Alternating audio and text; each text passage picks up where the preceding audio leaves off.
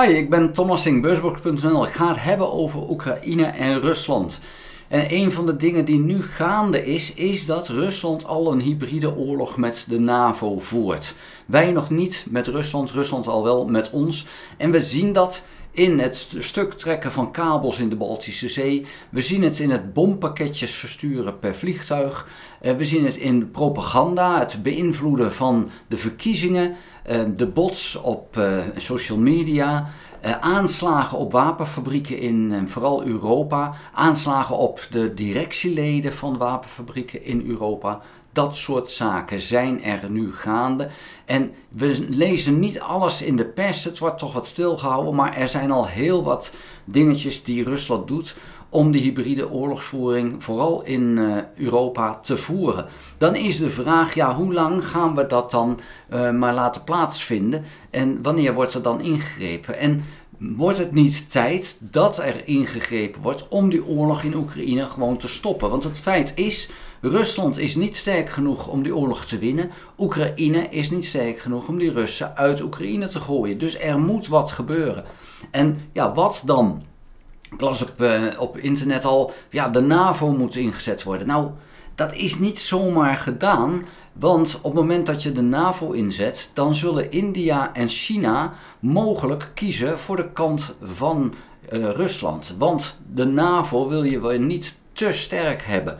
En vooral China zal niet blij zijn als de NAVO een klinkende overwinning op Rusland weet te halen.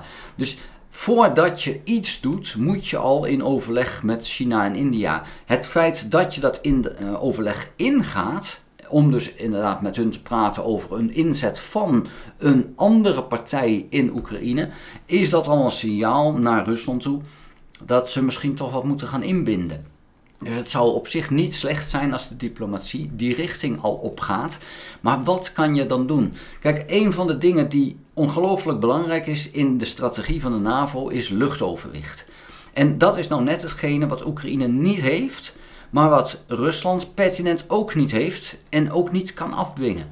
Als dus er een inzet van de NAVO zou zijn, dan zou het al kunnen zijn dat het alleen maar de luchtmacht betreft. Dus dat Oekraïne nog steeds zijn leger moet gebruiken, maar dat de NAVO het luchtoverwicht in feite gaat creëren boven het strijdtoneel. En dat strijdtoneel is dus Oekraïne en de grensstreek van Rusland.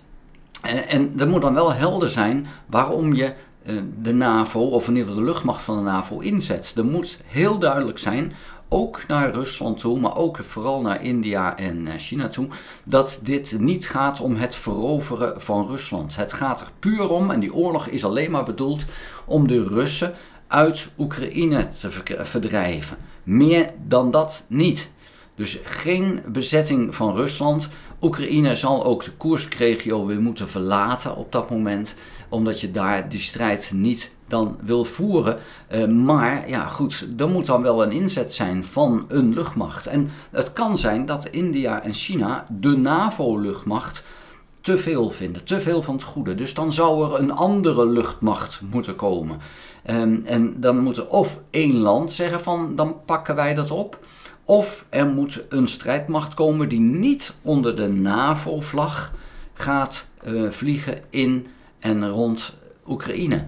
Ja, dat is dan niet zomaar even gedaan, maar het zou wel een doorbraak kunnen betekenen in deze oorlog. Want deze oorlog gaat nog wel even zo door als er geen doorbraak komt. Want ze zijn elkaar aan het uitputten en Rusland gaat het niet goed mee, maar Oekraïne gaat het daar overduidelijk ook helemaal niet goed mee. Dus de economieën van beide landen die gaan kapot.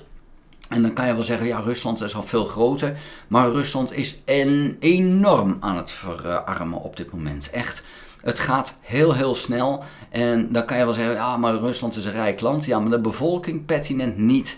En je ziet nu dat met name gepensioneerden in Rusland echt een probleem hebben om alleen al gewoon voedsel te kunnen kopen en hun huisvesting te kunnen betalen. Dus het gaat gewoon niet goed in Rusland. En het leger houdt het nog vol, maar je ziet nu steeds meer aanvallen van de infanterie van Rusland met quads, met motoren, met golfkarretjes. Dat is niet een teken dat het goed met je gaat, want je wil eigenlijk je infanterie laten aanvallen in infanterievoertuigen, want dan zijn ze veel veiliger. Maar die raken op en dus moet een deel van het leger in Rusland met veel minder doen. En ja, dat is gewoon geen teken van kracht, maar Oekraïne is niet sterk genoeg om dat uit te nutten. Dus er zou dan, als je hier een beslissing wil, dan zou er iets moeten gebeuren. Rusland probeert dat door de inzet van Noord-Koreaanse soldaten en wapens en munitie. En Oekraïne zou dat dan misschien moeten doen met de inzet van een buitenlandse strijdmacht. En of dat dan de Franse is, de Engelse is, de Amerikaanse is of een strijdmacht, een Europese strijdmacht die samengesteld wordt. Maar dan met name denk ik luchtmacht, want daar is het tekort aan. Ja, dat zal dan even de vraag zijn. Maar kijk, Rusland is dit dan aan het escaleren met de inzet van Noord-Koreaanse troepen. En nu zou eigenlijk Oekraïne dat kunnen doen met de inzet van een andere strijdmacht en dan met name de luchtmacht. Maar ik heb daar verder nog niks over gehoord, over zoiets. Het is dus voor mij uit een stukje van dit zou een strategie kunnen zijn die kan gaan werken. Maar ja, dat heeft nog heel veel diplomatie nodig. Met name dus naar andere landen. Want je wil niet hebben dat zo'n inzet ineens leidt tot de Derde Wereldoorlog. Dus het moet van tevoren al ingemasseerd zijn bij andere partijen die dan weten van oké, er is dan een beperkte inzet en het gaat er niet om Rusland te veroveren. Nou is Rusland ook een land wat je naar mijn idee niet kan veroveren omdat het zo groot is. Maar het moet ook niet het doel zijn. Het doel moet echt zijn alleen de Russen uit Oekraïne verdrijven tot de grenzen van 1991 en dan een einde aan de oorlog verklaren.